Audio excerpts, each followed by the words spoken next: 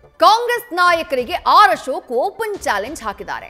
ನಾನು ಕಾಂಗ್ರೆಸ್ನವರಿಗೆ open challenge ಕೊಡ್ತಾ ಇದ್ದೀನಿ.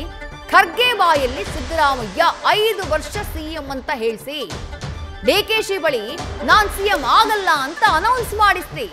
ಈ ವಿಷಯ ನಾನು ನಾಳೆನೇ ಬಿಟ್ಬಿಡ್ತೀನಿ ಅಂತ ಹೇಳಿ ವಿಪಕ್ಷ ನಾಯಕ ಆರ್ ಅಶೋಕ್ ಕಾಂಗ್ರೆಸ್ ನಾಯಕರಿಗೆ ಚಾಲೆಂಜ್ ಹಾಕಿದ್ದಾರೆ. ಸೆಪ್ಟೆಂಬರ್ ಕ್ರಾಂತಿ ಮತ್ತೊಂದು ಇನ್ನೊಂದು ಎಲ್ಲ ಚರ್ಚೆಗಳ ಮಧ್ಯೆ ವಿಪಕ್ಷ ನಾಯಕ ಹಾಕಿರುವಂತಹ ಚಾಲೆಂಜ್ ಇದು.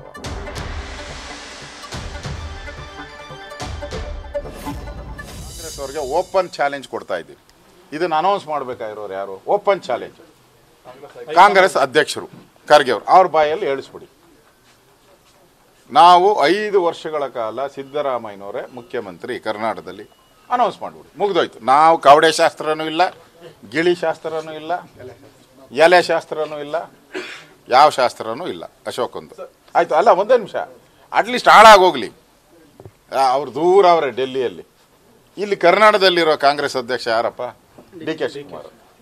ಡಿ ಕೆ ಶಿವಕುಮಾರ್ ಒಂದು ಪ್ರೆಸ್ ಮೀಟ್ ಕರೀಲಿ, ನಾಳೆ ಕರೆದುಬಿಟ್ಟು ಪ್ರೆಸ್ ಮೀಟಲ್ಲಿ ಸಿದ್ದರಾಮಯ್ಯನವರು 5 ವರ್ಷ ಮುಖ್ಯಮಂತ್ರಿ ಆಗಿರ್ತಾರೆ, ನಾನು ಮುಖ್ಯಮಂತ್ರಿ ಆಗಲ್ಲ ಅಂತ ಅನೌನ್ಸ್ ಮಾಡಿಬಿಡ್ಲಿ. ನಾನು ನಾಳೆನೇ ಬಿಟ್ಬಿಡ್ತೀನಿ. ಆರ್ ಅಶೋಕ್ ಅವರ ಹೇಳಿಕೆ ಸದ್ಯ ಆರ್ ಅಶೋಕ್ ಅವರ ಹೇಳಿಕೆಗೆ ಸಂಬಂಧಪಟ್ಟ ಹಾಗೆಯೇ ಚರ್ಚೆ ನಡೀತಾ ಇದೆ. ಯಾಕಂದ್ರೆ ಚಾಲೆಂಜ್ ಹಾಕಿದ್ದಾರೆ ಆರ್ ಅಶೋಕ್ ಅವರು. ಅದಕ್ಕೆ ಕಾರಣನೂ ಇದೆ. ಕಾಂಗ್ರೆಸ್ನಲ್ಲಿ ಆಗ್ತಾ ಇರುವಂತಹ ಬೆಳವಣಿಗೆ ಆಗಾಗ್ಗೆ ಬಂದು ಇಲ್ಲ ಹಾಗೇನೂ ಇಲ್ಲ ಅನ್ನುವಂತಹ ಸ್ಪಷ್ಟನೆಯನ್ನ ನಾಯಕರು ಕೊಡುವಂತಹ ಪ್ರಯತ್ನ ಮಾಡ್ತಾ ಇದ್ರು ಕೂಡ ಏನೋ ಒಂದು ನಡೀತಾ ಇದೆ ಕಾಂಗ್ರೆಸ್ ಪಾಳ್ಯದಲ್ಲಿ, ಪವರ್ ಶೇರಿಂಗ್ಗೆ ಸಂಬಂಧಪಟ್ಟ ಹಾಗೆ ಅನ್ನುವಂತಹ ಅನುಮಾನ ಮೂಡುವುದಕ್ಕೆ ಅಲ್ಲಾಗ್ತಾ ಇರುವಂತಹ ಬೆಳವಣಿಗೆಗಳೇ ಕಾರಣ ಆಗ್ತಾ ಇವೆ.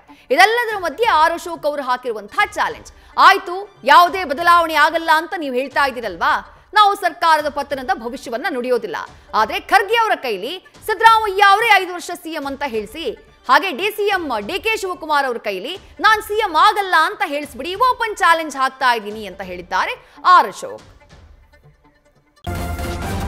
ನ್ಯೂಸ್ ಫಸ್ಟ್ ನಿರ್ಭೀತಿಯಿಂದ ನಿಮ್ಮ ಪರವಾಗಿ.